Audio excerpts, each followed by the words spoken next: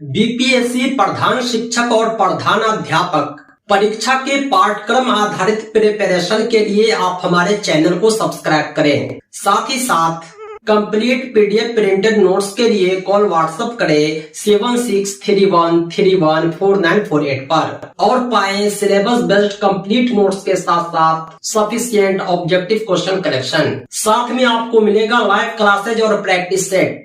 इस बैच को ज्वाइन करने के लिए अभी संपर्क करें और अपनी सफलता सुनिश्चित करें। आइए अब शुरुआत करते हैं आज के क्लास की।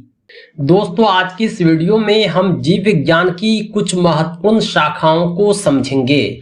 जीव विज्ञान की कई शाखाएं होती है। प्रत्येक शाखाओं में अलग अलग विषयों का अध्ययन किया जाता है। सबसे पहला है एपीकल्चर। एपीकल्चर कहते हैं मधुमक्खी पालन का अध्ययन करना। शहद की मक्खी का जो पालन होता है उसके हाव भाव को समझना, किस तरह से शहद का अधिक से अधिक उत्पादन हो इसकी जानकारी होना, रानी मक्खियों की पहचान करना एपीकल्चर में आता है। यानी मधुमक्खी पालन का अध्ययन करना एपीकल्चर होता है। अगला है सेरीकल्चर। सेरीकल्चर में रेशम के कीट को पालते हैं। ये जो रेशमी कपड़े और रेशम के प्रोडक्ट आप देख रहे हैं यह रेशम कीट से तैयार होता है। बड़े पैमाने पर इस रेशम कीट का पालन किया जाता है और रेशम के धागे तैयार किए जाते हैं जिससे अनेकों रेशमी वस्त्र बनाए जाते हैं। अगला है पीसी कल्चर।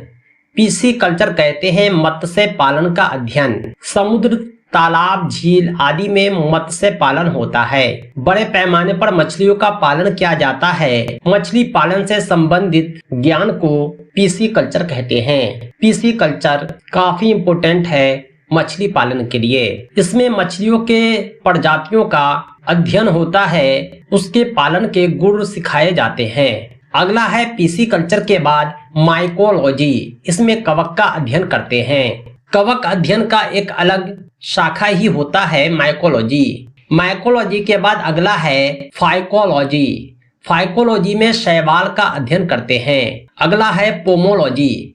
पोमोलॉजी में फलों का अध्ययन करते हैं। हमारे भोजन में फल का अधिक महत्व होता है और फल में काफी अधिक पौष्टिक आहार भी पाए जाते हैं। फलों के अध्ययन के बाद ही फलों का बड़े पैमाने पर पैदावार होता है और देश दुनिया में इसका व्यापार होता है और इस फल का अध्ययन पोमोलॉजी में किया जाता है। यानी फलों का अध्ययन पोमोलॉजी कहलाता है। पोमोलॉजी के बाद अगला है ऑर्निथोलॉजी। ऑर्निथोलॉजी में पक्षियों का अध्ययन करते हैं।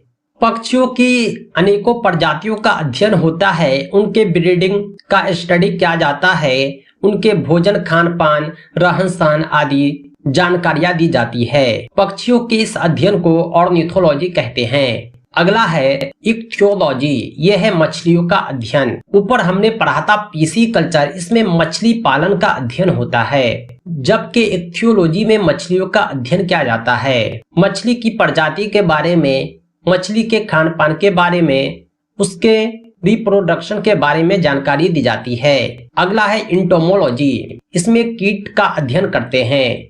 छोटे मोटे कीड़ों का अध्ययन किया जाता है, उसकी प्रजातियां खोजी जाती है, उसके खान पान, रहन सहन को समझा जाता है। एंटोमोलॉजी के बाद अगला है डेंड्रोलॉजी। डेंड्रोलॉजी में वृक्षों एवं झाड़ियों का अध्ययन करते हैं। अगला है ऑफियोलॉजी। ऑफियोलॉजी में सांपों का अध्ययन करते हैं। कौन सांप जहरीले होते हैं, कौन जहरीले नहीं होते हैं, सांप क्या खाते हैं, कहाँ रहते हैं आदि जानकारी ऑफियोलॉजी में ही दी जाती है। अगला है सौरोलॉजी। इसमें छिपकली का अध्ययन किया जाता है। लिजार्ड यानी स्टडी ऑफ लिजार्ड, सौरोलॉजी। अगला है सिल्वीकल्चर। इसमें काष्ठीय पेड़ों का संवर्धन होता है, यानी जंगल विज्ञान इसे कहते हैं। सिल्वीकल्चर में जंगली पेड़ों का अध्ययन किया जाता है। दोस्तों, ये थे जीव विज्ञान की प्रमुख शाखाएं।